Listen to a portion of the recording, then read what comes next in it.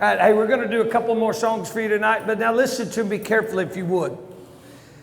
One time I had this lady. Does anybody here like Peach Cobler? Raise your hand if you do. Okay. True story.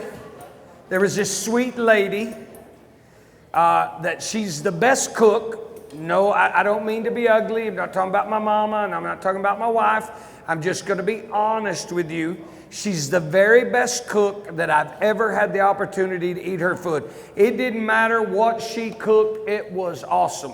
So one day she made this brisket. And so we sat down and we were eating this brisket, and she made mashed potatoes.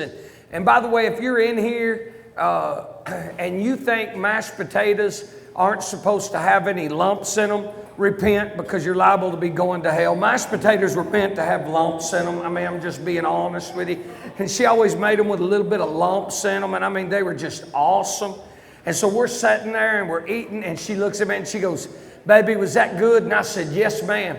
She said, "I made you a peach cobbler." I said, "Oh my Lord." And I looked over there, young man. See, you switched seats from there to there, but it don't matter. I still got you, dog. All right.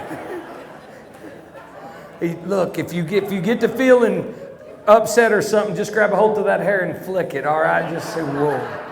All right, you be like Fabio. All right. Only hair I got that's that long is on my back now. All right. So anyway.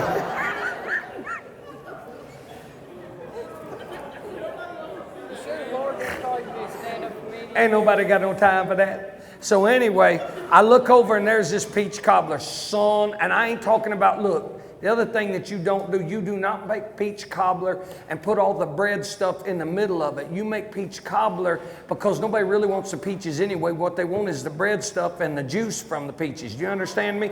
And she had that old cobbler, that stuff that was run like a checkboard, and it'd been in that oven, and she had put about roughly 542,000 gallons of butter on it. And when I looked at it, every bit of my fat went to shaking. It said, "Yes!" It'd make a Baptist talk in tongues. Do you understand me? I was like, come on.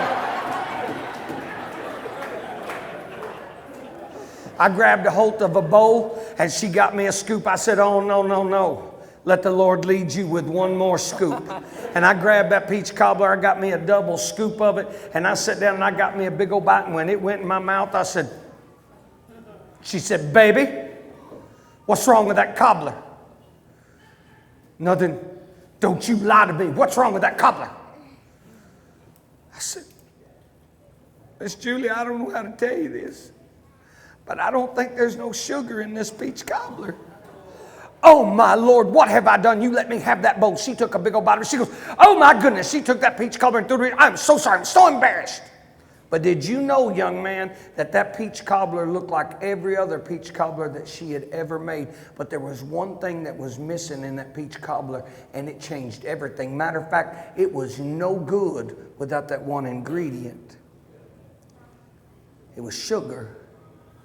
Now catch this. You guys want to come into this place? You young men, look at me. Hey, look at me. You guys want to come into this place tonight and you want to go through the motions? You're wasting your time.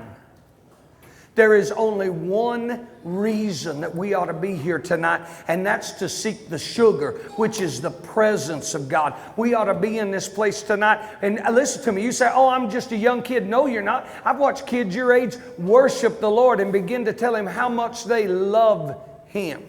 Because I've seen some of you talk to me about calf roping and you get passionate about it. I promise you, if you want the presence of God in this place, you young men will get lost for a minute and just simply begin to tell the Lord how much He means to you in this place tonight.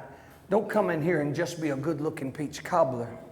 Have the good stuff. Have the sugar. Let the presence of God moves in this place. Because when Mr. Strand steps up to minister tonight, he's not interested in looking like everybody else. He wants to have the good stuff in this place. And it's our job to usher in the presence of God with worship.